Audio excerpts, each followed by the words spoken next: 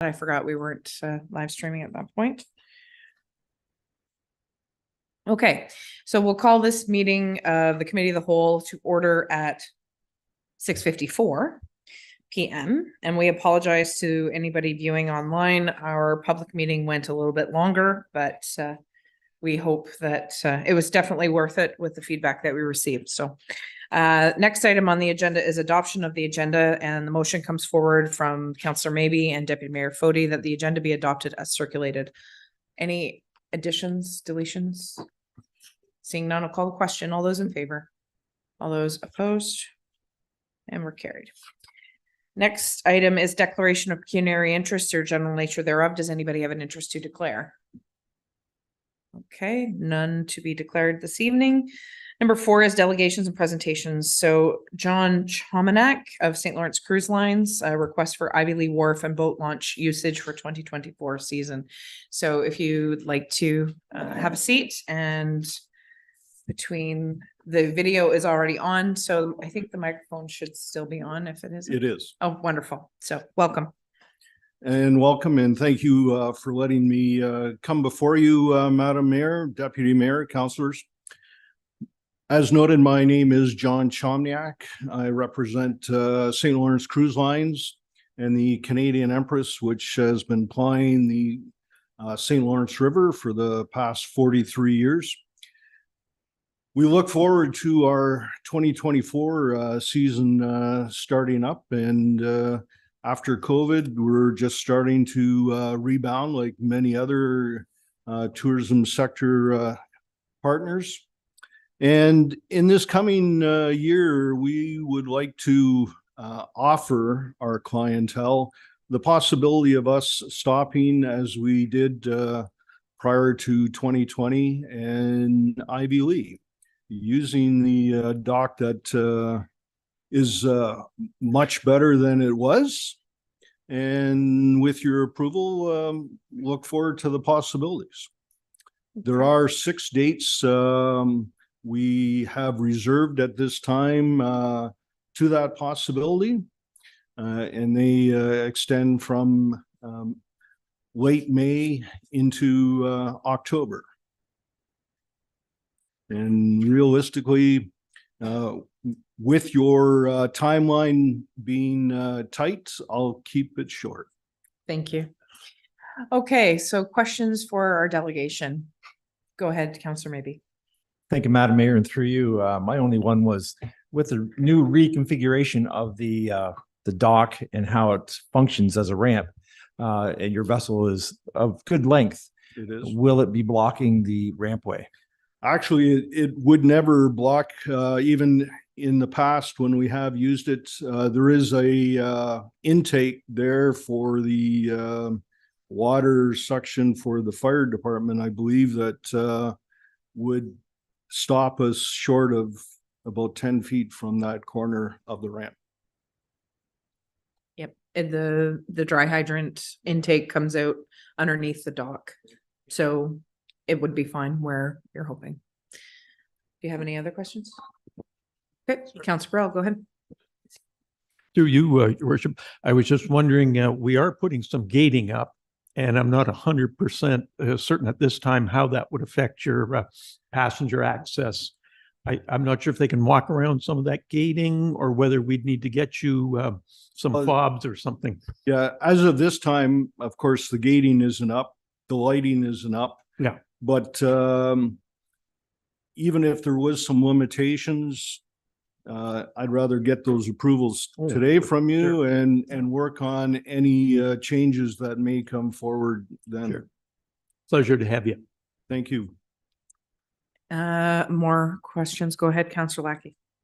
Sorry, through you. Will we be requiring a notice or a motion to move forward with this?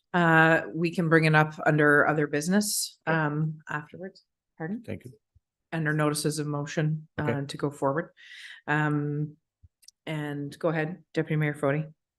Thank you, Your Worship. Through you, is there the intent to let passengers off and roam around at will for a while when you dock in the evening if this passes? So through you, Mayor, to Councillor, We would generally be arriving somewhere in the neighborhood of 7 p.m., departing once again at 7 a.m. There would be some passengers that would like to get off and essentially stretch their legs. Some of them would not be able to make the incline of the walk, but they would definitely get out and walk around the base of the dock area. Okay, thank you. So your 6 nights stay or single nights?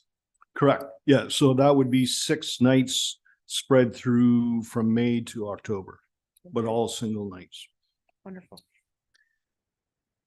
And you will have a question? Sorry, go ahead, CAO. Thank you, Worship, through you. Sir, what's your power requirement for the boat overnight? Do you just run generators or? Through you, Madam Mayor, to the councillor, yes, we would be running a generator. At this point, there is no configuration at the dock that I'm aware of for us to run any electrical power from. I think that's quite correct. There's no shore power hookups. How loud is the generator? It depends if you take your earplugs out or your hearing. Relatively, it is fairly quiet. When we sit at the anchorage off of Gananoque, there are cottage owners who say they cannot hear us, and there are others that say they can. Thank you. You're welcome. Okay, any other questions? I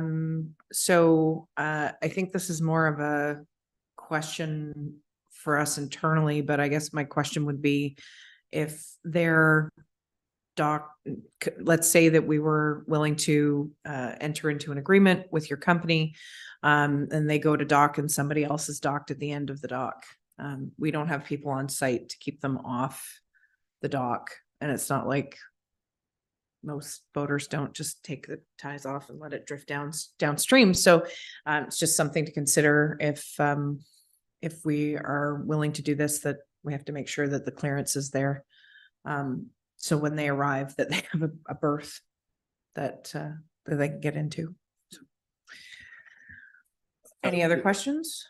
A comment on that comment, Madam Mayor, is we have come across, through our travels where at the end of the dock, there may be a little runabout and we simply just have a couple of our deckhands physically move it to ensure that it's not damaged as we come to the dock.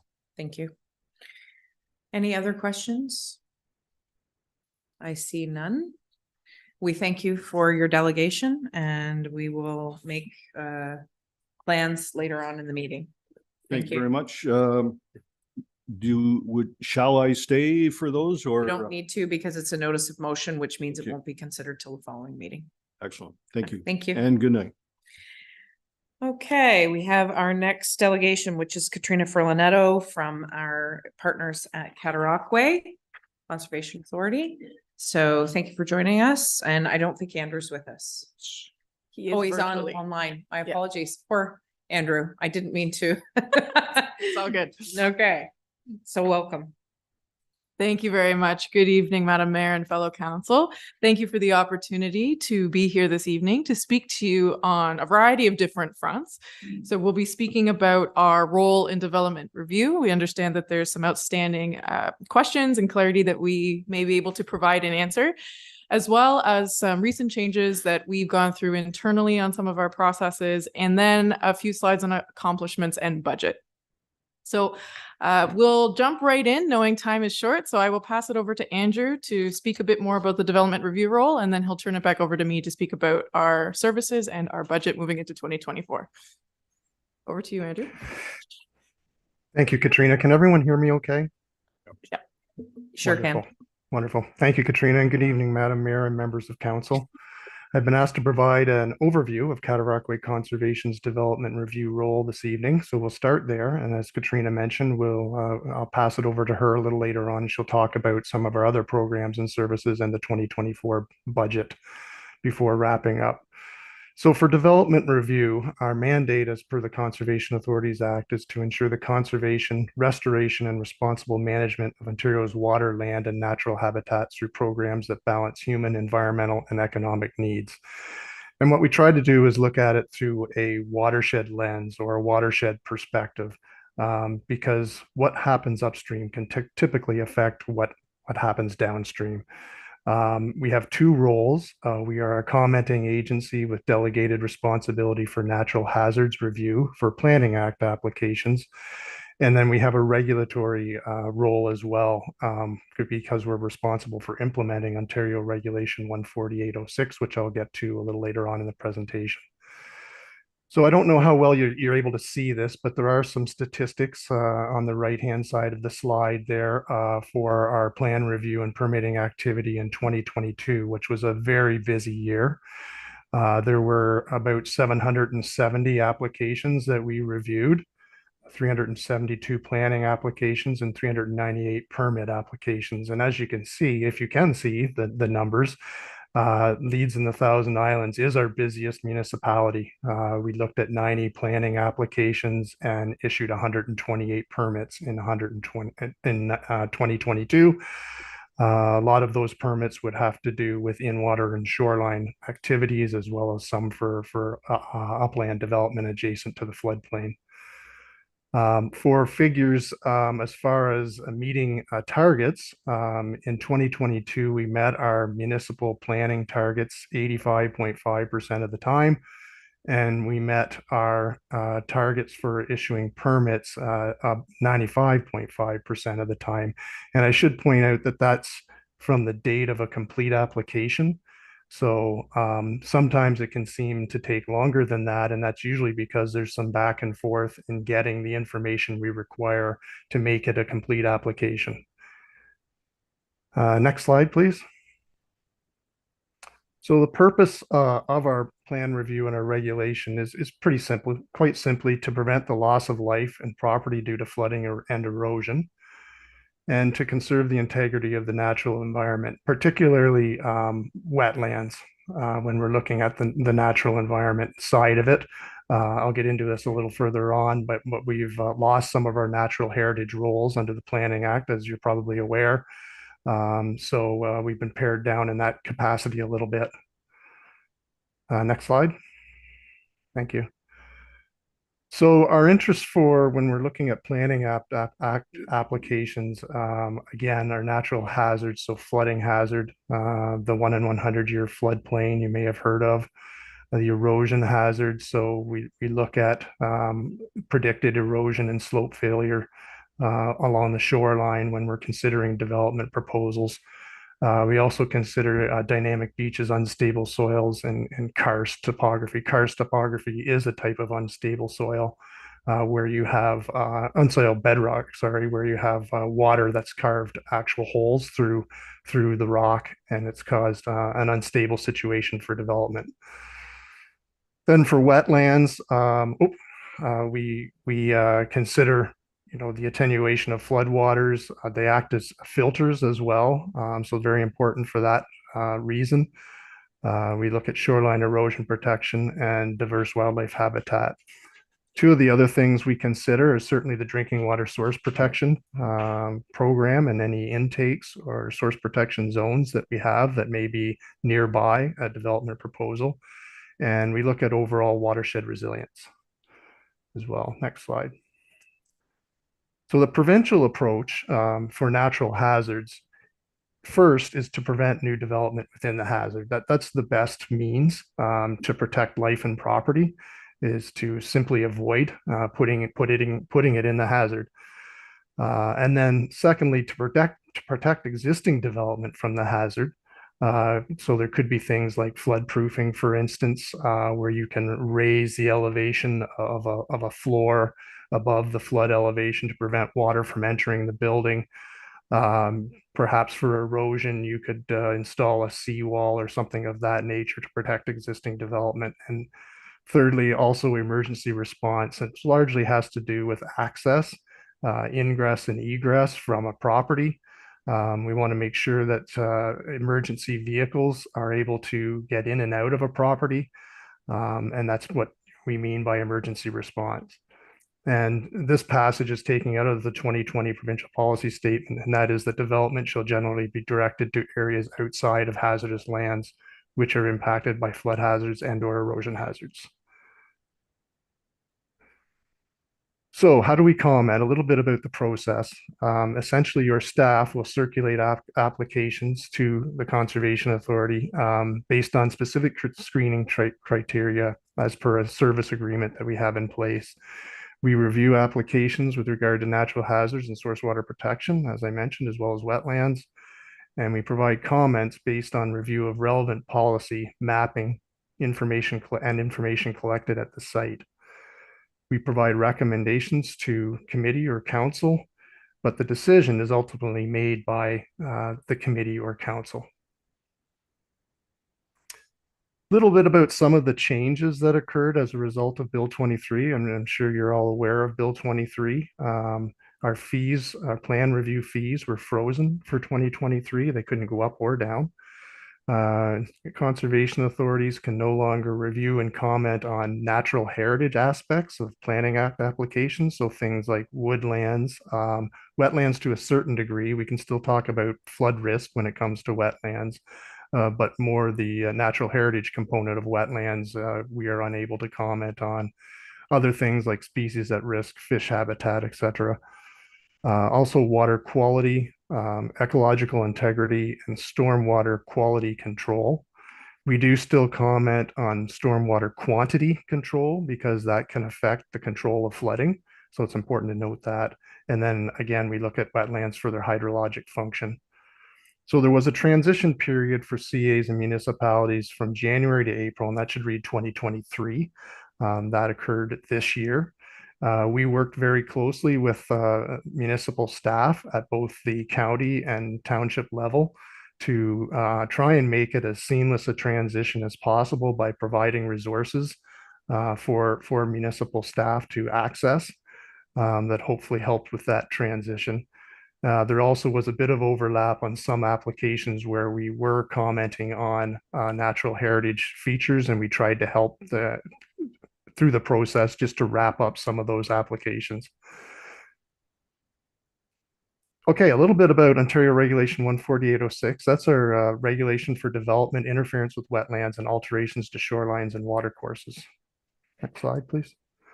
Again, the main purpose is to protect life and property from risks posed by natural hazards and to ensure that proposed changes to a property are not affected by natural hazards.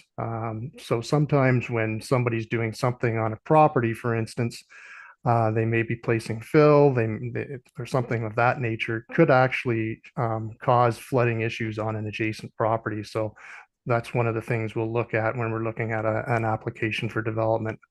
Also preserve the natural functions of wetlands and mitigate potential for pollution caused by development. This is just a slide to show one of our screening maps. We obviously don't regulate all lands within our jurisdiction. They're related to features, natural features in particular, like lakes, rivers, creeks, streams, wetlands, and a certain area of adjacent lands that are listed on the slide as well. And those gray areas are the areas that would be subject to our regulation and would require an approval for certain activities. Next slide, please. So what activities are regulated? Essentially development. So the construction, reconstruction, erecting or replacing a building or structure, altering the use of building or increasing dwelling units within a building, and then site alteration. So grading, filling, excavating, those types of things are all regulated. A little bit again about Bill 23 and how it affects our regulation more specifically. Again, our fees were frozen for our permit applications. There were really no regulatory changes to speak of. However, there were proposals. Some of them are listed here. Exemption for some projects that have Planning Act approval, for instance. Reduction of the regulatory extent from 120 meters to 30 meters adjacent to provincially significant wetlands, etc.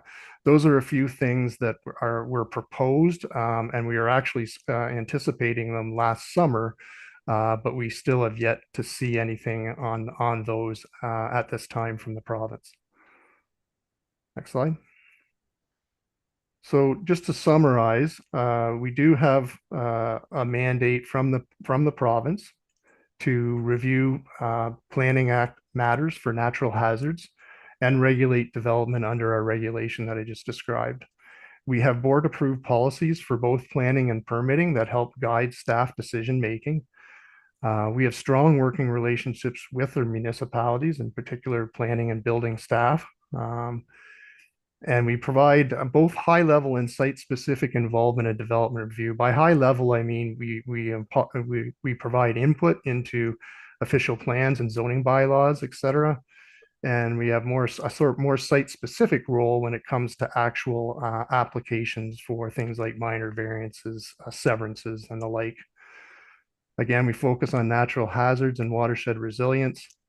And really, we strive to work cooperatively with proponents and our municipal partners to find solutions. Next slide. And that's all for me at this time. I'd like to pass it back over to Katrina, who will continue with some of our accomplishments, some of our other services, and the 2024 budget. Thank you.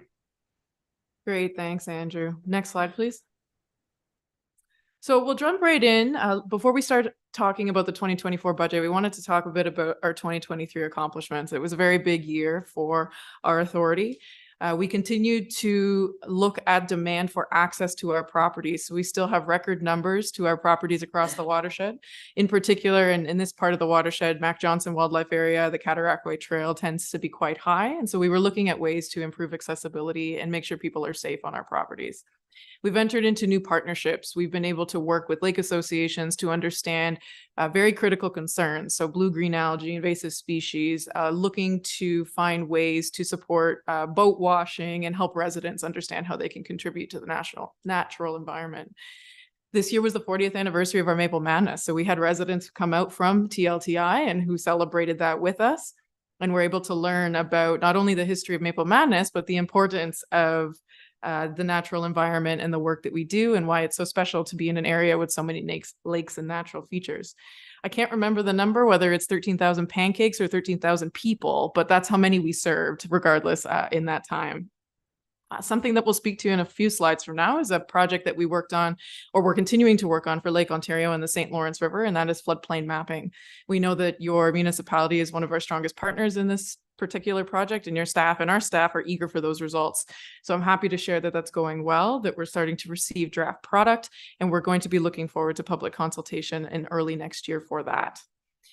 We've worked hard to do condition and architectural assessments for a lot of our assets, so water control structures and some of our facilities, and we'll continue to build a long-term budget for that and work with our municipal partners to address some of those gaps.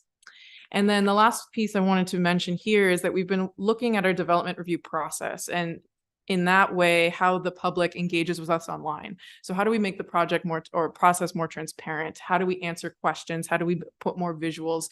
And so we've been working with municipalities through different funding streams to come up with bite-sized pieces, different graphics, different alternatives, different solutions that we're going to be starting to put on our website.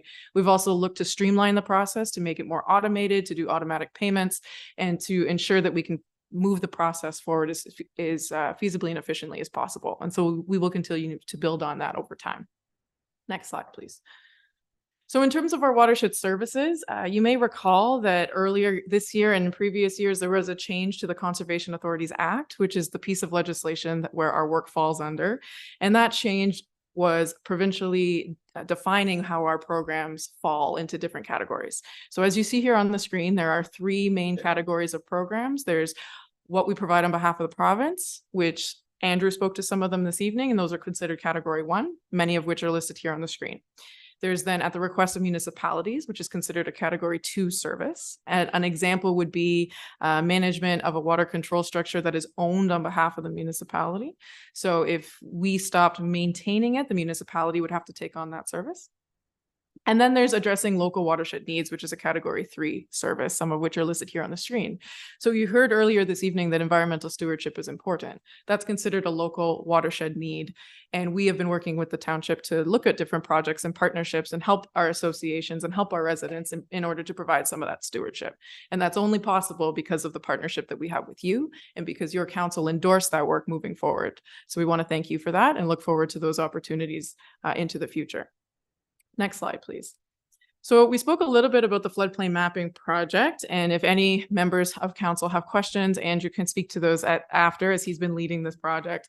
But we've been really excited in order to pull the partnership together. It's just over $300,000 working with a consultant to delineate some of the maps, to delineate the hazards and to figure out the vulnerability areas along the St. Lawrence River. And so as you see here on the slide, a lot of the modeling has been completed, different climate change scenarios have been looked at. And so we're really at the step of actually receiving the maps and pulling together some draft information so that we can go out to public consultation. And so that's looking to take place early next year. And Andrew can speak to what that may look like as we're looking to do both in-person and virtual sessions to really engage with the residents that this may impact. The project based on funding requirements has to be completed by March 1st of next year. Next slide, please. So moving on to the operating budget. So council may have received a package already, but staff would have received that our operating budget is just over $6.3 million. It is about an 8.1 year-over-year % increase in expenses, which we've been able to offset with fee revenue projections, as well as other partnerships and funding opportunities. We've worked really hard to address expenses, reflect efficiencies, and understand the pressures of the organization. We continue to build in transfers to help with our capital project delivery so that we can have the seed money in order to apply for funding and work with our partners to address capital needs. And we're continually looking to build those partnerships and staff capacity in order to keep our quality services moving within the watershed. Next slide, please. So in terms of our capital forecast, we have a 10-year fully funded forecast. And what that means is the projects within that forecast are fully funded by reserves or grants that we have been successful in. It does not include a list of unfunded capital. And so those are separate projects that we may come to you or to other partners to try and come up with a funding strategy in order to address. One main example is floodplain mapping. So there are millions of dollars of floodplain maps that need to be created. And unfortunately, we don't have the reserves for that. And so we look for 50%, 75% funding opportunities, come up with strategies, look at the different partners who may benefit from that, and then come to the municipalities and say, how can we work together to get this important information? So in terms of our capital forecast, we have 138 projects proposed, just over $4 million worth in the next 10 years. In 2024, we have about 14 new capital projects coming online. And I'm very excited to say that we've been putting a lot of time and effort into signage. So if you've been to some of our properties, if you've been to our office, you would have seen our new branding out there, and we've had lots of positive comments from the community. And so that'll take a significant number of projects off the list next year. Next slide, please. So in terms of our proposed levies, the way we operate our budget is we have a general levy, which is apportioned across all the municipalities. So we have 11 within our watershed. And then we have special levies, which were previously negotiated with specific municipalities, depending on the service. So we have special levies for properties, of which we have 3 partnerships. And then we have special levies for water control structures across our jurisdiction. Next slide, please. So in terms of the levy increase, we've been working very hard to try and minimize the increase, and we've been trying to incorporate different pieces this year. So we've incorporated our capital plan, so an increase to help with that. We've been looking at the transition to a new administrative office. So as of January, you will no longer find us at Little Cataraqui Creek. You will find us at the Frontenac County Administrative Facility on Battersea Road.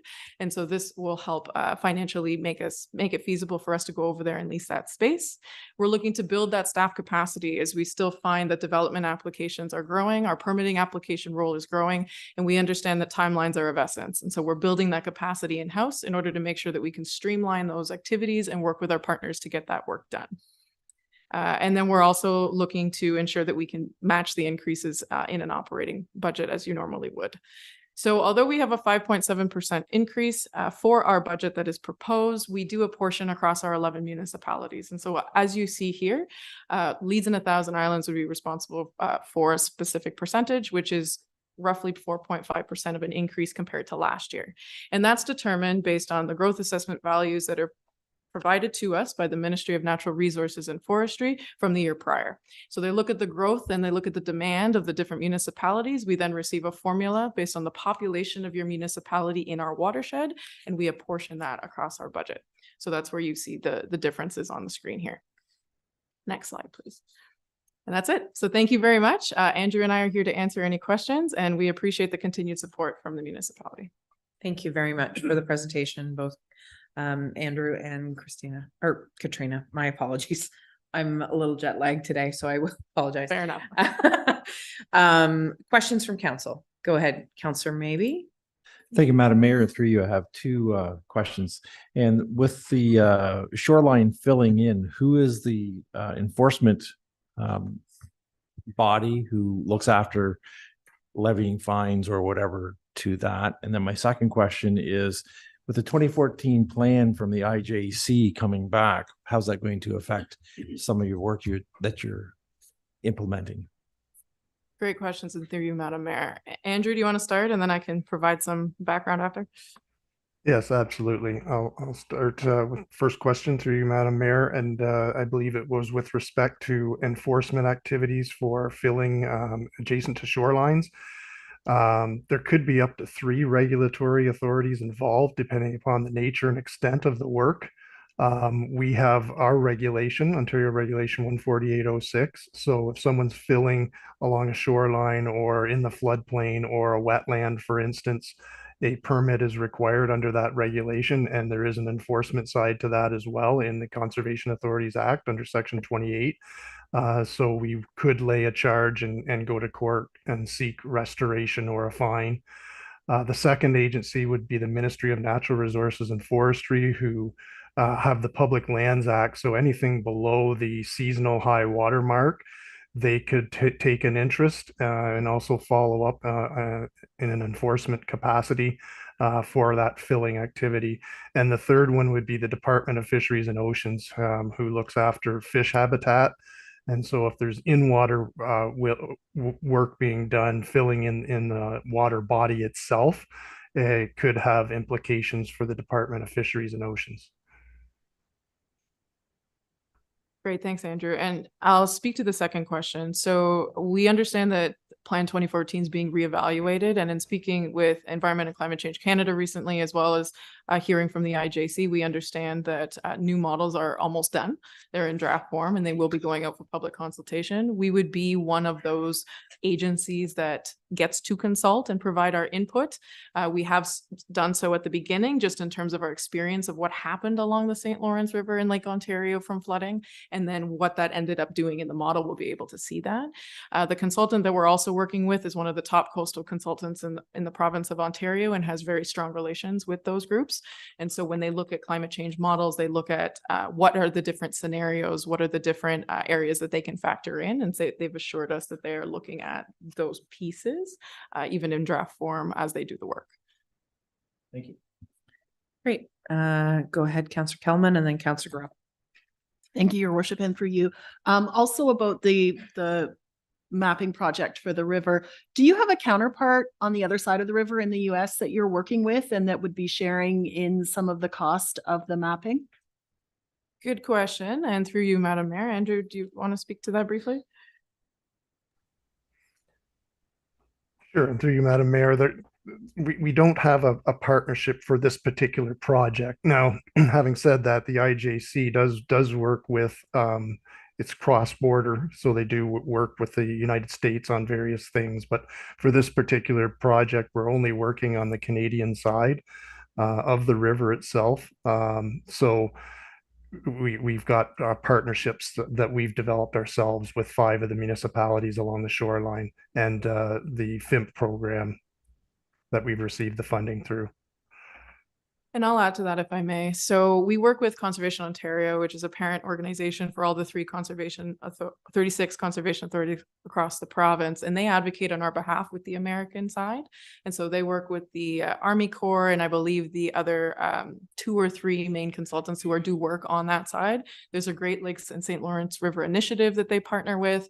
And so they're constantly talking about sharing data, sharing modeling, how can we work together? Sometimes it's proprietary, sometimes there's other barriers that we haven't been able to quite figure out yet, but the 2 sides I can tell you are talking. So at some point, we're hoping for a larger partnership. Thank you. Councilor Burrell, go ahead. And thank you through you, your worship. There were actually 2 sort of flood mapping projects. One was the LiDAR project, which would be on land, a program, and what we've just been talking about, which is St. Lawrence River project. Correct. I understand that the LiDAR project is complete now. Correct. And how, very briefly, how does that get shared with our township planning? Or is that something that just comes up if a development was going to occur? Great question, and through you, Madam Mayor. So when we partnered with the different municipalities, we did some at a lower tier level and we did some at a counties level. If I recall, we partnered with the United Counties of Leeds and Granville for this project. So we are just in the process of completing quality control for the information, making sure the correct contour lines are there and making sure that the actual deliverable can be easily accessed by your GIS and planning staff. So once that's complete, then it would be an easy file transfer either through a hard drive or some way our technology staff communicate. And then that'll enter into your system and be available through your mapping. So it would be our staff has access to all Correct. that information. Correct. That's a great idea. And the back to, for 1 second, the floodplain mapping of the St. Lawrence River. The first portion from Quinte down to Kingston has been completed. Is that correct? And now we are doing the second section, which is the Thousand Islands, which I believe this municipality kicked in $76,000 a couple of years ago. Just by the by. Correct. And to clarify through you, Madam Mayor, the Lake Ontario project is almost done, right, Andrew? Yeah, yes, and you're very well informed. So that's absolutely true. And through you, Madam Mayor, we did the first part. We kind of piggybacked on a project that Quinte Conservation was doing, a shoreline management plan that we were able to secure some funding for basically Napa Knee to Kingston, that piece of our shoreline. And then this particular project is for Kingston to Brockville. So we will be going to public consultation on the full shoreline though. So it hasn't been entirely completed. We were waiting to actually complete the St. Lawrence River part so that we could do public consultation for the whole package. Perfect. Just one last follow-up, Andrew. Would once again, if a planning development plan came forward in the St. Lawrence River, then short line or islands, would our planning staff be working with the CRCA on permitting and so on in that hazard area? Is that the idea? Is that what we're being informed about here? Thank you. And through you, Madam Mayor, yes, that's absolutely right. We work very closely with municipal staff, planning and building department staff. When a development application comes in, it will be screened by your staff to see whether we need to be involved or not, depending upon how close it is to the feature, in this case, the river. And then we would work cooperatively with the developer and the municipality to come up with solutions on how a development can proceed. Great. Thank you. If I may add briefly, Madam Mayor, we also understand that erosion hazards are a big part to shoreline management, and we recognize that landowners want best management practices to know what to do on their properties. And so without sharing any details, we are working with partners to try and find funding opportunities for work such as shoreline management plans so that we can do a comprehensive review. How does the mapping, how does the erosion, how do the best management practices all work together to provide support to your residents? So as that moves forward, we will bring updates. I have Councillor Lackey. Thank you, Your Worship, and through you. It's not mentioned in the report specifically, but can you give me a quick and simple explanation, if there is one, of wave uprush? I get those questions a lot in people who are trying to do work on the river and the lakes. Great question through you, Madam Mayor. I'll turn that over to Andrew. Thank you. And through you, Madam Mayor, yes, there are two types of wave uprush, and one of them would be ship generated waves. So of course, you've got the shipping channel through the St. Lawrence River. There are narrow parts of the river where ship generated waves actually are higher than wave uprush from natural sources such as wind and fetch. And fetch is the distance of water that wind will travel in order to generate waves that go up on the shoreline, or wave uprush. So there's natural and there's ship generated waves, and our consulting team is looking at both of those when doing the mapping project. I hope that helps. Follow up? Yeah, yes, it does. Thank you for clarifying.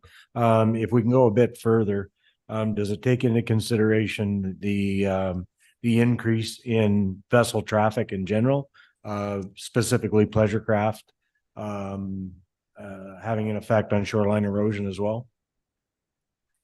Thank you. And through you, Madam Mayor, I believe what they primarily look at is from larger ships and the wake from larger ships that are transporting goods and materials through the river system. If I may add to that, I understand that the University of Ottawa is also doing some studies along the St. Lawrence River to look at that specific question. So not only large ships, but how does pleasure craft implement that? And that's just in its draft stage. So once that's shared, we'll work with our partners to try and get that information to municipalities. Great. Okay, Deputy Mayor Fody. Thank you, Your Worship, through you to Katrina. Can you back up to a statement you had made earlier this evening about how the calculation is made for billing process for each community, for each municipality? The Like which the process, percentage sorry? or the dollar value? Sure. Through you, Madam Mayor, in terms of our budget. Yes. Yep. So we work with the Ministry of Natural Resources and Forestry. Mhm. So they provide us with a growth assessment apportionment for each conservation authority. So they look at the municipality and they look at the growth and the demand that you've received over the last year. And they take that formula, which is now available through regulation, and we can provide that if you'd like to see that. And that is multiplied by the amount of population of the municipality within our jurisdiction. So for TLTI, it would be 100%. And whatever that growth assessment value is, we multiply that by our budget, and that's your cost apportionment. Okay, I think I've got it now. So that's why we, even though the amount of work you do in our municipality is much larger than most, yet we come out at a smaller percentage because of our population. Correct. And because of the growth assessment. And so, for example, the town of Greater Napanee, I believe Loyalist Township had significant growth last year. And so their percentages are much higher, where in comparison, TLTI did not have the same growth factor according to the ministry. Okay, and a follow if I may. Sure. On this presentation here, this is the first of a 10-year presentation for billing and or perceived to be increases from here on in, correct? Through you, Madam Mayor. So we do our capital forecast only, so not operating on a 10-year forecast. And we do that just so we try and build reserves up so we can fund those specific projects. And we'll still come to you on an annual basis to talk about those 10 years. We're trying to do a more 4 to 5 year forecast for operating, which we've included in the budget package, which council will be circulated for operating. Okay, thank you. Well, I was just trying to at home, my calculator in my head did not come to a conclusion as to how you arrived at these numbers. And but thanks for the clarity and having that last question answered. It's surmised that we're looking at a $2 million budget over the next 10 years, give or take. I mean, rounding it out in large numbers, of course, as to what we're looking at here on the budget. For sure. And through you, Madam Mayor, some of our capital projects impact some municipalities more than others. Mhm. And so even though it's within that particular reserve, we work with different partners and we work with different funding. And so some of the partnerships, TLTI may provide 50%, or you may provide your actual apportionment. It just depends on the impact that you're receiving from that project. Okay, thank you. Okay. Any other questions for Katrina and Andrew? Okay, thank you very much. Oh, sorry, my apologies. Councillor Grubb. Yeah, it's my pleasure, I guess, to mention that Katrina will be moving on from the CRCA in the new year. I think she has been a highlight of that organization. I think she's brought, you've been there a couple of years, I believe. As long as I have been around. Yeah. Katrina Longer than that. started the year I started. I think it's, she's offered a great deal. And I think we have been very fortunate to have her leading the CRCA. And I think we would wish her all the best. And as I understand it, she's moving to the Federation of Municipalities of Canada, FCM, FCM, yeah. in the new year. We're going to miss you, I believe. CRCA is going to have a tough time filling your boots. And we would like to wish you all the best in your new endeavor. Thank you very much, Councillor Gurrell and Council. I appreciate it. Very well. So thank you. I'm sorry it's your last delegation here, but we do wish you all the best in the next endeavor. Thank you. Take care. Okay, so we'll move on in our agenda and on to staff reports. And the first report coming forward, administration report SR-196-23, lease of Lyndhurst Turkey Fair Garage to the Lyndhurst Seeley's Bay and District Chamber of Commerce. Motion comes forward from Councillor Jameson, seconded by Deputy Mayor Fody. The Committee of the Whole recommends that Council grant 3 readings and final passage to bylaw number 23-073, being a bylaw to authorize the lease of the property known as the Turkey Fair Garage to the Lyndhurst Seeley's Bay and District Chamber of Commerce. So the motion is now on the floor and up for discussion. Comments, questions? Go ahead, Councillor Jameson. Since the Director of Operations isn't here, I wonder if the CAO has any comments. He's online. Our Oh. director's here. Would you like to hear from our director? I would like to hear it from our Director. He can't hide anymore, Director Holliday, so please. There we Hello. go. Hello. Sorry, I'm not there in person. It was my intent, but my schedule just didn't work out for me tonight. So yeah, we were approached by the Chamber of Commerce in Lyndhurst about the Turkey Fair building. They're looking to formalize an agreement with us for the use of that facility. You know, there have been some requests for upgrades, and when the CAO and I met with them up there, we sort of had that conversation with I believe it was John Sedaris at the time initially.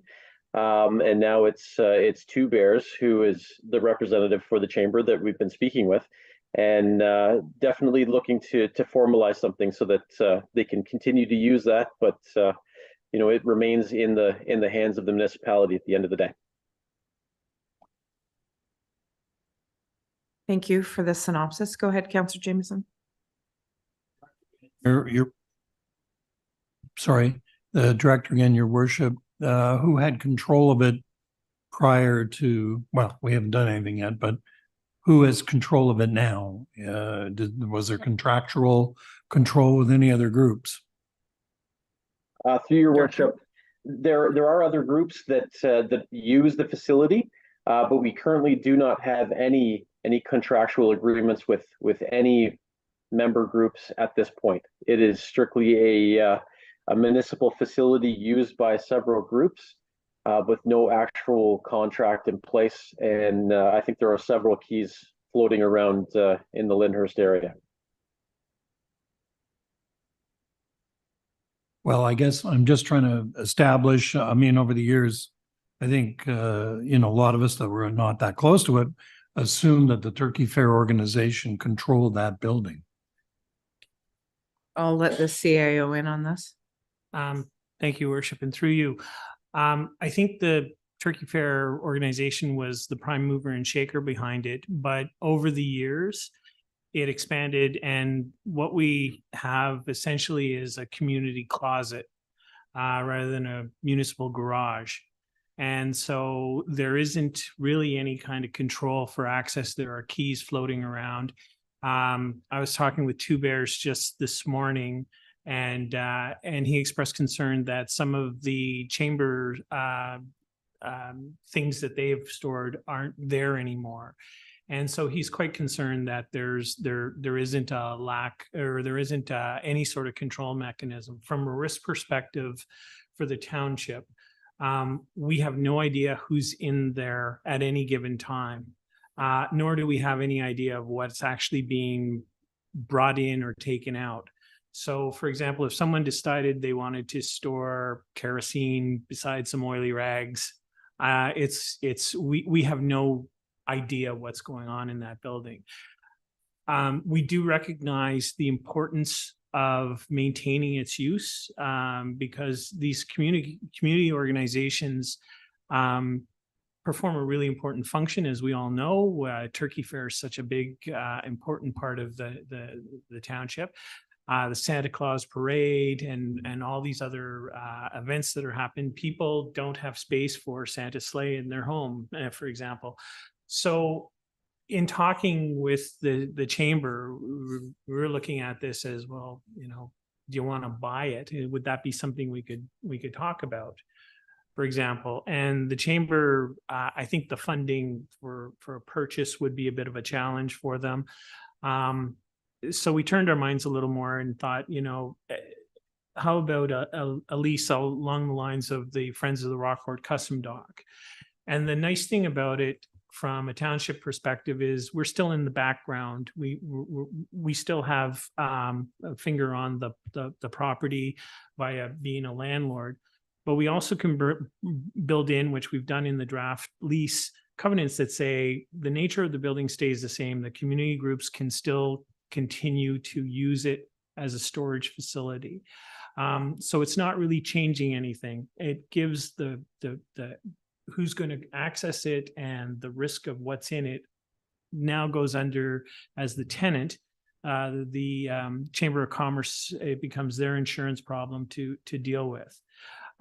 If we did an outright sale, if we put it up for, you know, listed it and just sold it to anybody who came in with the highest amount, there's no stopping what it could be used for. And I think the community would lose out if someone bought it for a workshop or their own personal storage or to redevelop the site. We have no control over that. So basically what we're saying to the community, if we disposed of the property, is that all these organizations are on their own and they have to find storage for themselves.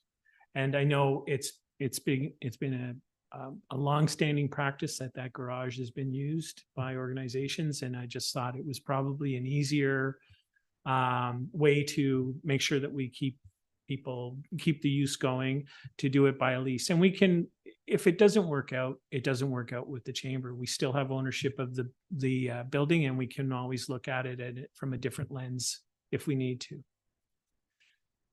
Follow up, Councillor Jameson. Yes, I'm just, I know that when you talk about the safety and security of use of the building and so on, we've been challenged there with the Seeley's Bay Fire Hall, which is in the direct control of the township and has been forever. So this seems to be a better solution, as you mentioned the Customs House, and you also mentioned, well, you didn't, but the food bank is another example where we've made an arrangement with the food bank to use that township-owned facility, but they provide the insurance, they provide the security.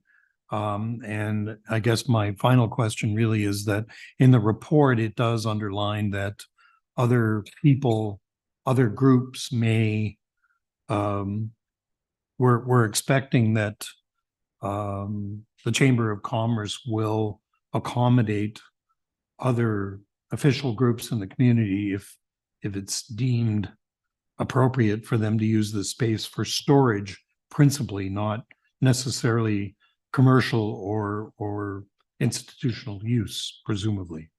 That's correct. It's in Article 8 of the draft lease about the permitted use. The other side of it too is if the chamber or any of the organizations want to do any kind of modifications to the building, if they wanted to make changes to it, it becomes an issue of them fundraising for whatever changes they want to make. And ultimately, we have final say of whether or not they can make it. Any modifications to the building has to be approved by the township. So if they wanted to, just to pick something, if they wanted to change it and put in a year-round public washroom, they would be the ones fundraising for it. They would be the ones that would oversee the project, but we ultimately would have to approve it. So it kind of puts the financial onus on anything that they want to do with the building back onto the actual tenant. Sorry. Any other questions or comments in regards to the motion that's on the floor? I'm just finishing with council and then I'll go to the gallery. So no other comments or questions? Okay. Oh, sorry, Deputy Mayor Foti, go ahead. Thank you. I think CAO Donachie did answer it directly and or indirectly, but just for my own clarity, the chamber's gonna take the lease if this carries on through. But the community groups, no matter who, are still allowed to use the building for storage. They just do so via the chambers. Is that the way it looks? That's correct. So it's the chamber essentially becomes the caretaker of the building. Yeah. The community groups that are wanting to store things that are used for community events can continue on with their use. They will in talking with Two Bears, he wants to put in a keypad access system and assign each group code so that they can tell who is going in and out instead of, you know, the mysterious red keys that seem to be floating out there where people can access whatever they want. So it brings some order to being able to access. They'll be able to log it, know who's going in and when, and just be a little more secure. Okay, thank you. Any further comments from council? Seeing none, I'll go to the gallery. Please come forward.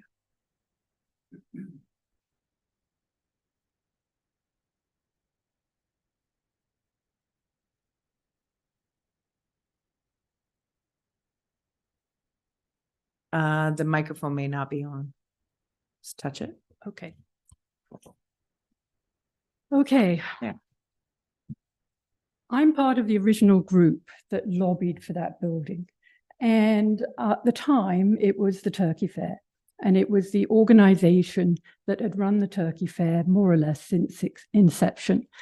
Unfortunately, we all got a bit older and we just didn't have enough oomph to keep it going. And thankfully, the chamber took it over this year. This was the first Turkey Fair they've run. We have looked after that building ever since we managed to get the township to build it. And it hasn't been a complete loose thing. We have had a woman in town, Martha Harvey, who managed the building for us. She kept it under control. She knew what was in there and who it belonged to. She made sure that everybody that got in and out of that building had a reason to do so. We also, at the time, the old Lyndhurst Turkey Fair community organization threw $10,000 into the building of that building. And that was only in 2018. And we thought we'd get the use of that building for the next 10 years. That was the verbal understanding at the time. And you can probably go back to all the minutes because I think they were videotaped. And you can see that it wasn't just for the Turkey Fair. We stood up here and we said, we don't know how long the Turkey Fair is going to go on, but we need a community building for the community organizations. And it's not just the Turkey Fair. It's the cemetery group. It's the feral cats. It's the Stonebridge quilters. It's the Lyndhurst Community Organization, which is the organization that's taken over from the LRC. It is the Turkey Fair, and they do use a lot of the stuff. And it's also the Santa Claus Parade, and it's also special events like sidewalk sales and plant sales. The contents of that building, the major contents, are largely things like tables and chairs and tents. And those tables and chairs and tents were applied for largely through grants, some through the township grants, some through other grants, on the understanding that they would be available as community resources. It wasn't just for the Turkey Fair. And so like the building, which is not the Turkey Fair garage, even though the township calls it that, it's the community storage building. And it's for all the various groups in Lyndhurst, including the Chamber of Commerce at the moment, because they're running the Turkey Fair. It's important that the community groups can access what's in there. those table and chairs and tents, and there are significant numbers, are lent out to any community group, especially those in Lyndhurst, but we'll also lend them out to other community groups in the township, or basically anybody who's a community group who asks us. And we need to have access. We can't be constantly going through the chamber. And I know they have great plans for this building, but that's another thing that slightly worries me. If you lease it to the chamber, then we don't get any input into those great plans. And I think that you should have consulted some of the other stakeholders in this building. I'm just listening to you and you're constantly talking about the chamber. This is the first year they've used that building. And it's a bit of a learning curve for them because John Sedaris thought that building was the Turkey Fair building. And no matter what we said and tried to explain that it was a community building, that it was a shared resource, he didn't really seem to get it. And that seems to be passed along to the chamber. And this building should remain a community building. And when we negotiated with the township and lobbied for its building, that was the agreement. So at the very least, you need to talk to the other groups. Okay, thank you for your comments. Okay, so the motion remains on the floor. I'm sorry? Sure, if you'd like to come forward.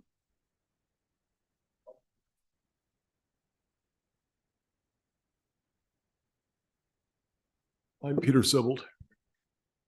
Thank you for the opportunity to speak. As I understand it, the motivation for this leasing is to transfer liability from the township onto the Chamber of Commerce and to reduce the insurance costs for the township. Is that correct? Go ahead, Mr. CAO. That's part of it, yes. Okay. How much insurance are you paying for a building that cost $28,000 to build about 3 or 4 years ago? I don't think, sorry. I don't have the actual nominal or what it's the amount per building. I know what our total insurance that we pay that goes up there 20% every year. I know that our insurer looks at how people access our buildings, and they've expressed concern, same as with our facilities, our facility rentals, which we've implemented online booking and having a better idea of who's in the buildings when. They express concern about unmitigated or unrestricted access, and especially in the nature of a storage facility where people could be bringing in dangerous things and we would have no idea what's in there. So yes, it is a risk mitigation thing. It's a risk transference. The Chamber of Commerce has indicated that they are willing to insure the building and be responsible for controlling access. And let me just make it clear, it's still a community building. The groups that are having access are still going to have access. They will just be assigned a PIN code that they can get in. They don't have to chase down a Chamber of Commerce person every time that they want to have access. So I understand the concerns and stuff, but I guess that's all I'll say at this point. But with respect, I would suggest that the insurance cost for a building of that nature is on the order of $200 a year. It's much more than that because it's not just the replacement of the building, it's also the liability that goes with the building. Because if someone was to be trapped in there, if somebody was to trip and fall in there, if somebody was to have a shelf come down on them, that it has very little to do, honestly, and maybe I'm speaking out of turn, it has everything to do with liability, not the replacement of the actual building. And I think while we certainly appreciate Ms. Harvey's dedication over the years, I don't think that she wants to be personally liable for the fact that somebody's, all the Christmas sleigh for the parade, I'll use that as an example, just disappears out of there one night. And and with all best efforts. And I realized that up until now, it's been well respected and to a certain degree that people, respect the fact that there's other people's things in there. The problem is that we can't, as a municipality, police that. We've relied on volunteers to do that in the past, and the chamber has stepped up with offering to enter into this MOU. We also respect the fact that the Lyndhurst revitalization group, I think, was the $10,000 contribution, or was it Turkey Fair? And this is where I sometimes get it muddled, but that group doesn't exist anymore. The original. Okay, so the original organizers of the Turkey Fair do not exist as an entity anymore.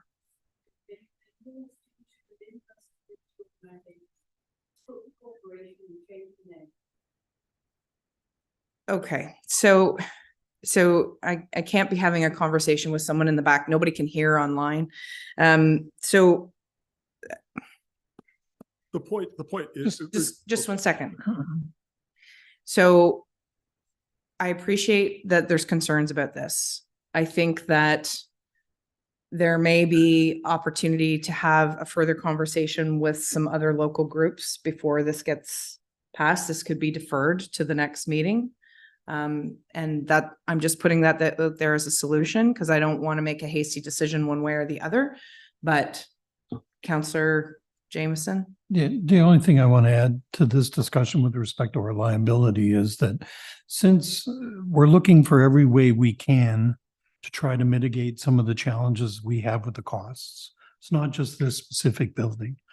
The insurance costs in this township went up 136% between 2018 and 2023. And we are now paying more in insurance premiums through no fault of our own. Nothing's ever really happened. Then we're paying for the library. And then at a certain point, we all know, because we're all paying the taxes, you and me and everybody in the room. Nobody wants to have their taxes raised, but what do? So they're trying to look for a solution that, one, ensures that people in the community still have access to the building. Two, someone is willing to take on the responsibility of that control. That three, we can't, as a township, in terms of staff, have that availability to the community all the time to do that. So the chamber stepped up, and I know there are all kinds of stresses and tensions, and to the mayor's point, perhaps we need to have more conversation with community groups in general. But I think as long as we understand what we're up against, and that's all of us, not just council, but all of us folks that want the things we want, we got to pay for them. And this is one way to try to mitigate some of that challenge. So I apologize, but it's my point of view. So Deputy Mayor Fody and then Councillor maybe. Oh. Not sure finish your comments. He had the floor. So, but that Finished his comments. Do you have anything else to add, Mr. Sybil? well, yes. Go ahead. Would you pay $1 a year to take on somebody else's severe liability issue? And this is what we're being told is happening. We're being told that the Chamber of Commerce is going to lease this building for $1 a year. They already have free access to it. We're being told they're going to pay you $1 a year so that they can take on the liability issue of the building. Yes. I am suspicious. I wouldn't do that. They have organization insurance. They're bringing on liability insurance as renters. You have liability insurance. The township has liability insurance. And when we contributed, and I lobbied this, well, not this council, previous council, for this building, it was understood that the township would run this building. And in fact, if you want to save costs, I lobbied for it not to have any electricity, because that's costing you $1,000 a year, because it doesn't need electricity. But I was told by the planner at the time that we had to have electricity. So, you know, we are concerned about cost. I was very concerned about cost. I thought it was insane when we had electricity in what's essentially an unheated building. So I do care. I do care about costs. But I don't find that the story I'm being told makes any sense. And I think that the insurance, if I said to you, I'm going to do this so that I can save the insurance costs, you would say to me, what are the insurance costs? Would you not? I would. So, And now I can't find out what they are. So we're doing this to save the insurance costs, but we don't know what they are. And we've got a group that's going to pay $1 to take on your liability. And it's not clear why. okay, so I have Councillor Gorell and then Deputy Mayor Fody. I'd like to ask a question of person at the microphone. I appreciate what you're saying, sir, but I am confused in the general gist of who is controlling the building, or what would be, is there an avenue here where it can be jointly held with a committee that is overseeing the use and so of the building? I don't quite understand the concern if everyone has access to the building, but it seems that isn't quite fulfill someone's mandate. So is there room for a building committee to regulate access and so on, or is there a division here so severe that people can't cooperate in some way on this building? It doesn't seem that complicated. The groups cooperate currently. Okay. There's what I would call flexible access. Okay. Is that not? A number of people have keys. Would this? This is the issue. The number of people that have keys means that they have free reign to it, and there's no record or log of who's in and out there. And I realize that a local individual has been very generous with her time and energy to manage that up until now. And so the township's not trying to absolve themselves of any liability. However, right now, the insurance that we have on the building is only for the building and not the contents. So if it was to burn down, everything would be gone. Insure things you don't own. Correct. So to Councillor Gorell's point, it seems that the disconnect is with this organization that's stepped up to make this go as smoothly as possible and handle the access to the building. That's what we're hearing here at council. So as far as having another conversation about this and not making a decision this evening, we can defer it till next week's meeting and give us the opportunity to pick up the phone and have some additional conversations with the other user groups. If that works, Councillor maybe. Oh, sorry, Deputy Mayor Fody, my apologies. It's okay. The particular order didn't matter. I would just like to make it clear I'm on the side of council here and what the CAO had stated earlier. If somebody else wants to step up and take half this proposal on the Chamber of Commerce, you also need to take on half their liability, because Mr. Sabal, you kept referring back to the insurance but it's the liability is the issue. It's not the dollar insurance for the building a year. It's unforeseeable liability insurance, and nobody'd ever know what that is. But I'm fine if we want to stall this for another week and bring in other groups that care to come forward.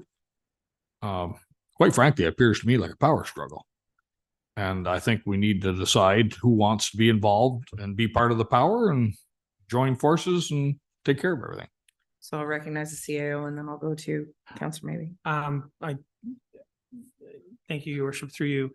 I don't think there's a real issue of deferring this. If we want to put this over into January and have whatever groups want to come and speak to this at the committee of the whole, so that everybody can hear their feedback, that's great.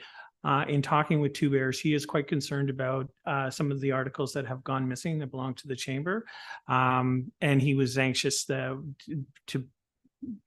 move forward with the lease so that they could start to distribute, put in the new locks and distribute key codes to the various community groups. But I think if we wanted to move it over to committee of the whole in January and give the other groups time to come and talk, that's more than fine. So does somebody want to put that motion forward? Councillor, maybe go ahead. Thank you, Madam Mayor, and through you. Why is the chamber not just accepting all of the groups into their chamber and have a representative that they all sit as a board on this to mitigate the issues that are being spoke about? Because that's the easiest way. The Chamber of Commerce is a governed body, and then all the groups that are using the building just become a member of the Chamber of Commerce, and they all have a voice.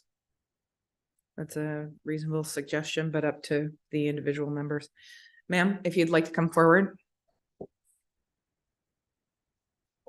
It's just we can't hear anybody if they're not at the microphone, and anybody watching can't hear you. Hi, I'm Martha Harvey. I just wanted to say one thing. When I was reading the report, a number of you mentioned that it said that in the lease, the community groups would have access to the building.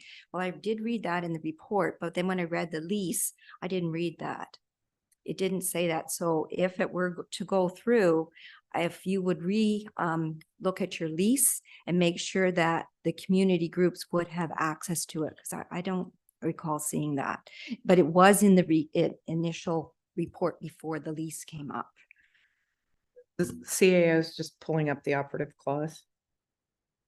Thank you, Your Worship. Article 8.01 use, I'll read it to you. The tenant covenants, the tenant being the chamber, covenants and agrees that it shall use the lease premises for storage of items belonging to it and various community groups and used in connection with community events. And the tenant shall not use, permit, or suffer use of the lease premises or any parts thereof for any other business or purpose. We can put that the community groups will have, continue to have access. I think it was, if you read it, it says that their product can be there, but they don't have access to it. So I think it's important that it say that the community groups can have access to the building. I think that's important. okay, thank you for the suggestion. Okay, so is there a motion to defer this any further? Go ahead, Counselor Maybe. Okay, so Counselor Maybe is putting a motion to defer this to committee of the whole in January. Counselor Gorell is seconding. Okay, so motion is on the table to defer. So all those in favor of the deferral? All those opposed? And it's carried. Okay, thank you very much. So we'll move forward with 5.2 Administration Report SR-197-23 Emergency Program Compliance Update. Moved by Deputy Mayor Fody, seconded by Councillor Jameson, that the Committee of the Whole recommends that Council grant 3 readings and final passage to bylaw number 23-074, being a bylaw respecting an emergency management program for the protection of public safety, health, and the environment, the critical infrastructure and property, and to promote a disaster resilient community within the Township of Leeds and the Thousand Islands. Discussion on this motion. All those in favor of the motion, hand. All those opposed? Carried. No comments from the peanut gallery. Thank you. 5.3 Planning Update SR-199-23 Animal at Large Bylaw and updates to the AMP bylaw. Moved by Councillor Jameson, seconded by Deputy Mayor Fody, that the Committee of the Whole recommends that Council approve the proposed Animal at Large bylaw attached planning report SR-199-23 as Exhibit A, and that the Committee of the Whole recommends that Council approve the recommended amendments to the Administrative Monetary Penalty AMP bylaw 2022-044 attached planning report SR-199-23 as Exhibit B, to add the Animal at Large bylaw as designated and add a new table 6 to establish fines for enforcement of the Animal at Large bylaw. Discussion on the motion. Councillor Maybe, go ahead. Thank you, Madam Mayor, and through you. In the report, it did indicate that there's reoccurrences happening. Do we actually have any numbers on that, on how many reoccurrences are happening with different types of animals? Madam Planner. Thank you. Through you, within the last month, we've had a potbelly pig, 4 chickens, 3 horses, and a donkey and a pig. So it's happening. Didn't get those. No llamas. That was a couple years ago. So the bottom line is there's a need for this. But they are reoccurrences. Well, I'm not saying it's not. It's just that it was reoccurrences of the same animal, the same owner. Some are. Through you.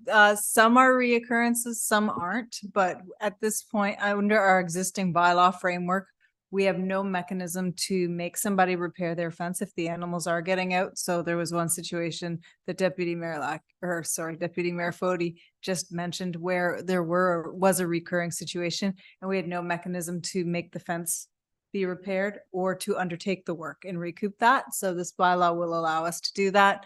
The other thing this bylaw does is allows us to start a monetary penalty system when somebody has animals on a property where they're not allowed to have them. So there's definitely some teeth to this that we need that we don't have right now. All those, go ahead, Councillor Guerrero. It just brings up all kinds of questions. Yeah. Is an animal at large a domestic dog, or is that under the dog bylaw? Yeah, thank you. Through you. No, this bylaw specifically does not apply to dogs. Okay. That's under the canine control. Canine control versus animal. Canine. Okay, any further questions about said animal at large bylaw? We can have a lot of fun with this. All those in favor? All those opposed? Or carried?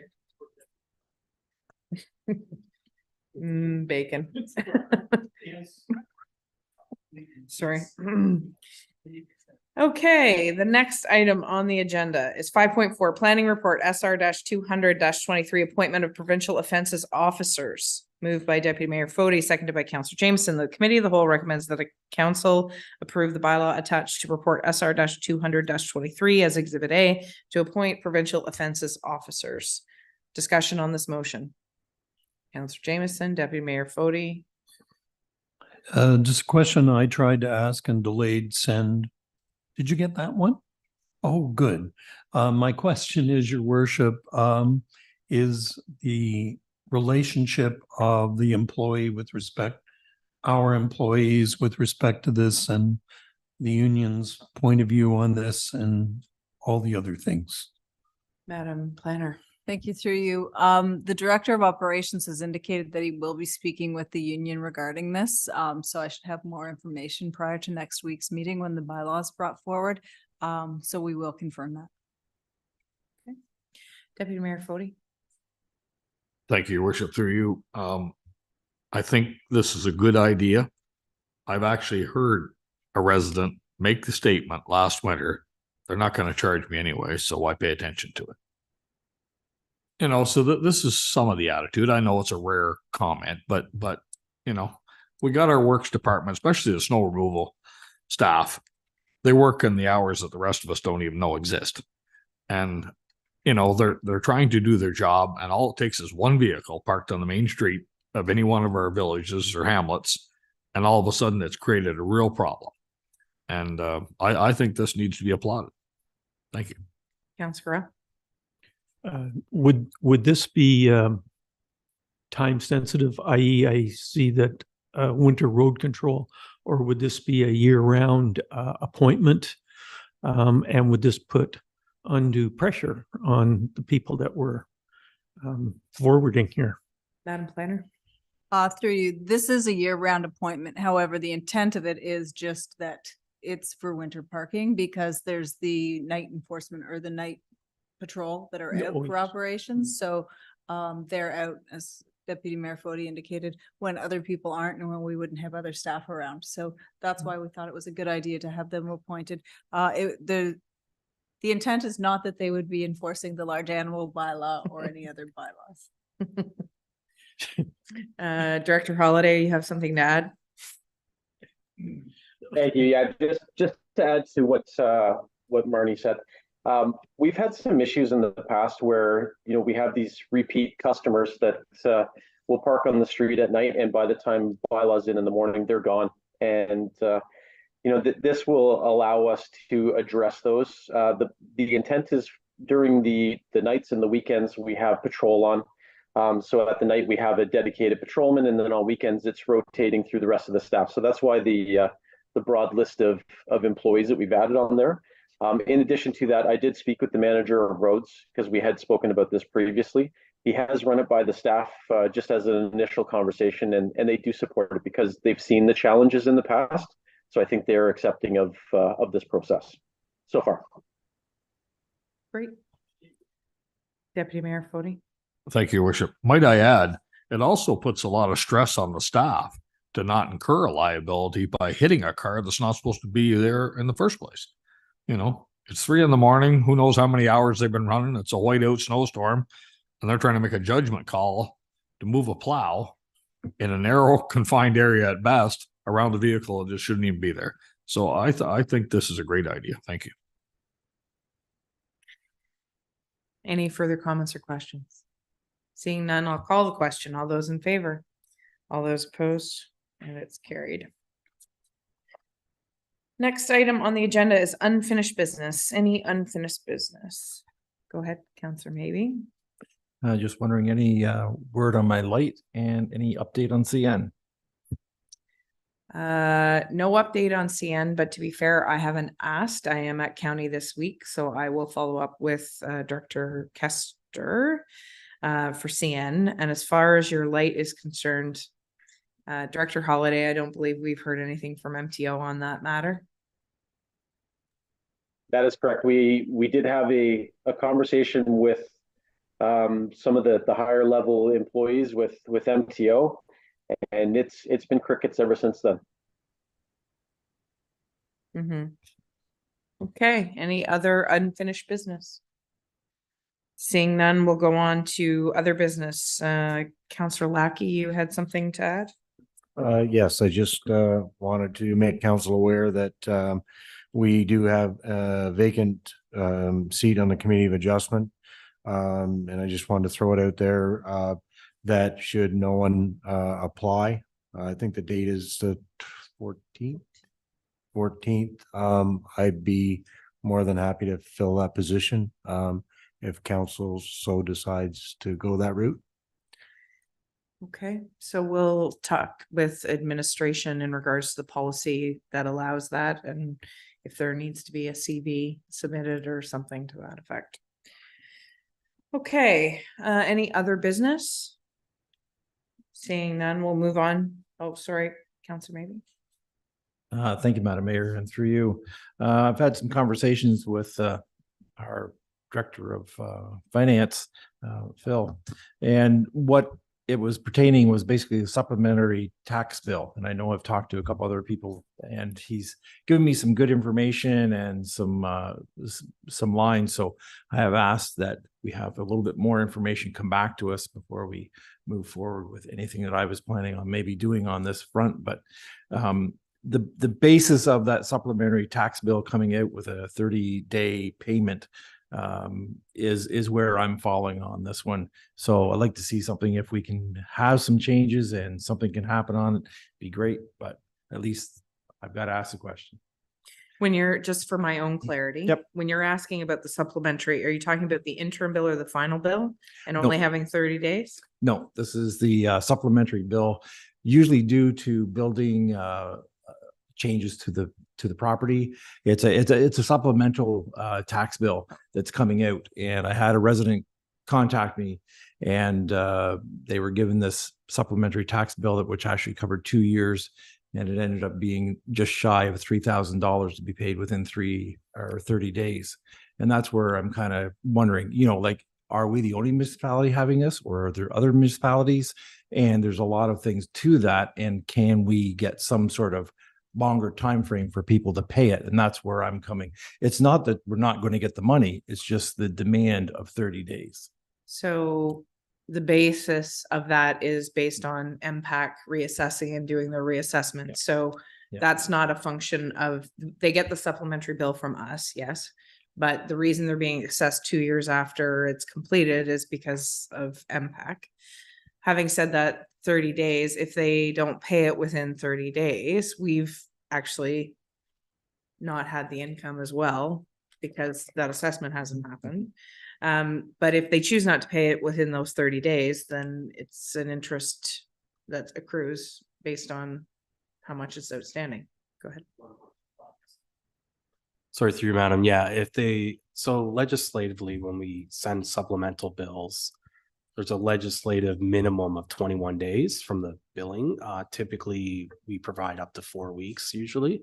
And yes, if they don't pay by the due date of the supplemental bill, it follows the same interest and penalties as any tax bills, which is 1.25% monthly. Go ahead. Just a question to Phil. And do we have to remit the county and the education portion when the supplemental is issued? Or once it's collected? No, so the supplementals that we received during the year do fall under the would be included in the year-end reconciliations with county and the various school boards as well. So just that is roughly about 50% or just over 50% of a total tax bill is county and school boards. So Which we still have to pay yeah, to the county. we would whether have to, they've that paid would it. fall under our year-end rec that we submit to the county and the school boards. Mhm. The only thing that I would say that could help is we could encourage those who are waiting on a reassessment from MPAC due to a build, a renovation or whatever, that they bump up their tax payment to pay in advance, because then they wouldn't get hit with such a severe bill. If I could just come back, the problem is that we don't know how much taxes are going to be after a build, because they do fluctuate fairly, and there is no impact assessment of pre-build. It's only after it's built and they know what's there. And during the year, as Director of Finance mentioned, when there's something presented early in the year, you have a longer period theoretically, because it's not. Let's do within Unless 30 the- days when 30 days still. Yes. Through your worship, anytime we send a supplemental, it typically, we usually Mhm. provide up to 4 weeks. Legislatively, we have to provide 3. But the interim bill and the final bill still have to be paid That's within com- 30 yeah, that's days. completely separate from any Yeah. supplementary bills. But typically the people know of that particular bill is going to be pretty close to a fixed bill yearly. So they do and have been able to Budget. juggle their finances to make it. This is something that's a surprise to a lot of them. And some of them have no problem paying it. It's just, it is a surprise. And particularly this time of year. And that's where this one came, is it's less than 15 days ago. They asked me about this, and it's all demand before the end of the year at Christmas time. And that's where I'm falling, is why can't we, or is there some mechanism to try to get a longer period of time to help our residents? And that's what it's about. Go ahead. So, not to sound overly Scroogey, but if someone undertakes a repair or a remodel or a renovation to the extent that it affects the assessment of their house, surely people will understand that that's going to be reflected in taxes. So, here's the cruel part coming. If you can afford to renovate your house to that extent, you should be able to afford the tax bill. And why is it putting a burden on the rest of the taxpayers and on cash flow, especially at year end, because they didn't plan accordingly? And I'm sorry, that sounds kind of harsh, but that's what I'm thinking on this. So I'm gonna go to the treasurer here and then Councillor Jameson. So just through you, madam, just to provide some context. So typically MPAC locks the roll in mid-November. So typically in a normal year, we receive supplementals throughout the year. But we will receive them all the way up to the end of October, beginning of November. So this year, our final supplementals, we received October 30th. And that's prior to them locking the roll to prepare the roll for the next year. So it is every year we will receive supplementals, usually at the end of October. By the time we get the bill out, it's, mid-November, hence a due date of usually mid-December. Yeah. Okay. Councillor Jameson, go ahead. Just not really contradict Ebenezer, but I know that the renovation that we did in 2020, we didn't see the bill until 2022. Yep. Which is no surprise, but the reality is that, yeah, it comes and you pay it. And to your point, the reality is we knew that would happen.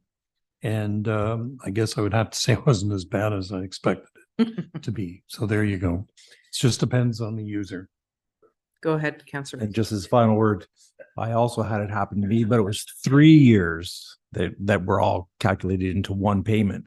So it was kind of, why 3? And that's the other side of it. And gentlemen, I'm talking about, it was a 2-year catch up. So just trying to figure out how it's all working and how it does. But again, Phil, thank you very much for the information you did provide me. And sorry, it became a little bit bigger of a conversation than I thought it was going to be. Anyways. Still very viable, a very viable information, or valuable, not viable. I am jet lagged for sure. Anyways, Councillor Grell, did you have something to say? Perfect. Sorry, but that came out a little overzealous. Your hand was up. Apparently you distracted people. So I was looking over at Councillor Maybe. Deputy Mayor Fody, please go ahead. Thank you, Your Worship. Are we still on other business? We are on other business. Yes, please go I ahead. have a question. I don't know whether it goes to CAO or the fire chief. Did we not just pass by the deadline for fire prevention officer applications? If so, did we get any? And when would that decision be made? This year, next year? Go ahead, fire chief. Through your worship, thank you for your question. Speaking with HR today, we've got interviews booked for the end of this week. And we've had approximately 10 apply, and we'll be doing interviews Thursday, Friday this week, and we'll have a decision shortly. Great, thank you. Any other business?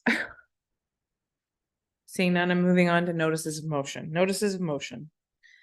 Deputy Mayor, or Mr. Lackey, Councillor Lackey, Councillor Kelman. Okay, I've got 2. My apologies. Would you like to go first? This just goes back to the permission to allow for the Canadian Empress to dock at Ivy League. So perhaps you could work with the clerk and the director of operations who's in charge of facilities in regard, and the CAO in regards to just a quick question. Do we want this to part of this wording to put into context what hasn't been done with our access, our gated access? So when we do the motion, we'll put it based on what facilities exist Yes. currently. I would assume that would be a technical aspect that would work with the staff. For sure, we'll include that as also a proposed overnight docking fee. Right. Yeah. Thank you. Okay, Councillor Kelman. Thank you, Your Worship, and for you. This goes back to our discussion last month about the Lyndhurst Bridge and pedestrian crossing. And how, as we discussed, this is not something we can solve as a township because it is a county road that crosses the bridge. But I think we need to send something to county. So something like, whereas the village of Lyndhurst has only one main passage from on either side of Lower Beverly Lake via County Road 33. And whereas the Lyndhurst Bridge is the oldest stone bridge in the province of Ontario, and whereas safe passage for all people and vehicles is important to the economic vibrancy of Lyndhurst, now therefore be it resolved that the Council of TLTI recommend to the UCLG that a designated pathway for pedestrians be included in the design of the rehabilitation of the Lyndhurst Bridge. And perhaps also we could include something about appropriate signage and reconsideration being given to the speed limit through the village. Excellent. Wonderful. Look forward to that notice of motion. Any other notices of motion? Any other notices of motion? Moving on to the mayor's update. I will be as succinct as possible. So lots of parades, lots of festive events that have been happening over the last few weeks. Lansdowne, Lyndhurst, Cataraqui. A sincere thank you to all of the township staff who made such an effort. Even our treasurer showed up in Lyndhurst, of all things. You know, just never know where the bad penny will turn up. Notice the monetary context there. So, but what I want to underscore is that we had operators from operations that showed up with equipment. We had firefighters show up with fire trucks. It really was a full across the board effort from all the staff, which I know I appreciate.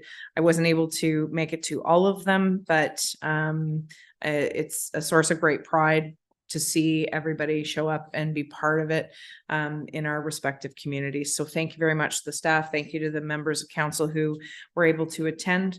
And it's always nice to see everybody's smiling faces and in the holiday spirit.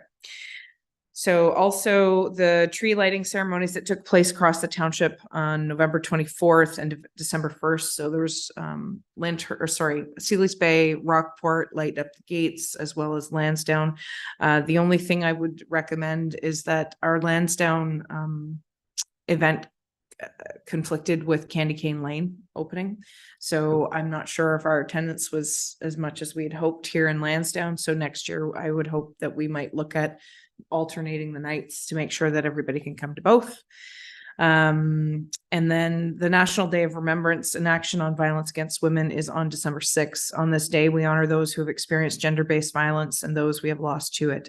We remember the 14 young women who were killed in the Polytechnique Montreal attack in 1989. We also recommit ourselves to taking action to ensure that women, girls, and 2S LGBTQI+ can live lives free from violence. The township flags at the township office will be flying at half-mast that day. Also on December 12th from 12 till 2 p.m., the township waste sites in Escott and Lansdowne will be closed to the public for a staff event. These waste sites will reopen to the public at 2 p.m. So we realize this may be an inconvenience for our public, but it is really important that we have our staff members, all of them, invited to our Season's Greetings Luncheon, where we share some good stories and some good food and some camaraderie that day during the festive time. That is December 12th from 12 till 2. So the west, it's just Escott and Lansdowne, not Briar Hill, unless Director Holiday can change or augment that, but we'll make sure it's they're not open that day. My apologies. Thank you. So It's not for the whole. it's just from 12 until 2. So, but I just, if you can let your people know, if you're using your social media, we'll be putting it on social media as well. 2 more things. 3 more things. Keep an eye out for the Township Times publication for January to March 2024. It's going to be sent out in the mail this week. Also, mark your calendars. December 14th, budget deliberations. I know that everybody here around this table is waiting with bated breath to get things underway. Budget binders have been distributed. Thank you very much, Phil and senior management who've worked tirelessly to get those put together. I strongly encourage you to come in and speak to the senior managers as well as Phil if you have any questions about the respective budgets and budget as a whole. I've already been bothering him, so I've only got through the first 3 tabs, so I've already been in his office multiple times. So it's a great opportunity to clarify in your own mind before we get to the table and ask the tough questions. Also, last but not least, I would like to thank our MP, Michael Barrett, who sent us this lovely scroll. Today, we went down and we celebrated the almost near completion of the Ivy Lee Wharf project. So thank you very much for the council members who were able to be there today during the day. I know it wasn't always convenient for everybody. But I think what's really important here, MP Barrett sent this Ivy Lee Wharf and boat launch. As your member of parliament, I extend my most sincere congratulations as you celebrate the significant milestone grand reopening on December 4th, 2023 from MP Barrett. This wharf was given to us by the federal government. They were happy to hand it over, which in the end, we're grateful because we have something that is that allows access to the river. If you haven't had a chance to go down and look at it, it really is a spectacular facility, and it's almost finished. There's some electrical work that's going to be finalized, and some gating and that sort of thing. And then obviously the next part of the project, which is on the 2024 budget, which is the parking area that will correspond to the dock. Very important things to our river folk who are here seasonally, but also just access for every contractor. This, if you go down and look at it, I think it would pretty much, it would need a bomb in order to blow it up. It's so sturdy. So I would assume that it will long outlive me and some of the other members around this table. Yeah, so really proud to see that come to fruition. So if you haven't been down, take a look, but we'll also be putting some pictures up on social media here shortly. So that's all I have to say. Did I miss anything prior to Christmas? Obviously, we have council next week. Go ahead. Thank you, Madam Mayor. And to the point of the tree lighting on Friday in Kataraqui, there were roughly 50 people. MP Barrett was also there in attendance and spoke, and it was a little damp, but we all got through that one. And with the parade, I do thank the township for all its efforts of coming and all the people that showed up. We estimate there was 3,000 people down the parade route Saturday. So it was a very good turnout, and having the township represented in that parade, I think, is very important, because over half of the people on the curb are township residents. So thank you very much, everybody who participated in that. Thank you. Great. Anything? Go ahead, Councillor Lackey. I'm sorry, inadvertently. Thank you, Councillor Maybe, for bringing that up. I was brought to my attention at the Lansdowne tree lighting that a great deal of thanks go to our librarian for setting up all that was there. There was a good number of kids who were definitely having a good time. And I think the adults in Rockport were having a good time too. When don't the adults in Rockport have a good time? If you get a chance, go see the lights. They're very good. Beautiful tree down in Rockport as well. Deputy Mayor Fody. Thank you, Your Worship. Since we're talking Christmas gifts, is there any indication from the county as to when their budget would be set? Or is there a meeting tentative? I don't even think I have a date at this point. Oh, so we're good. So it's zero. Thanks for backing me into that corner. I wouldn't bet on the zero part. Okay, Maybe put a 1 in front of it. Okay, no, just curiosity with our own budget coming up here shortly. Mhm. Okay, thank you. Okay, thank you for the question. Any further announcements? I see none, so we'll move to the next item, which is in camera, moved by Councillor Grell, seconded by Councillor Kelman, that council adjourned to go in camera in order to discuss an item that relates to in camera minutes, November 14th, 2023, a position plan, procedure, criteria, or instruction to be applied to negotiations for the Lou Jeffrey Arena cost 2024 cost sharing contribution. All those in favor? All those opposed? And we're carried. Okay, so we'll just end the live stream, and we will come back on to close the meeting, but obviously there's nothing else left.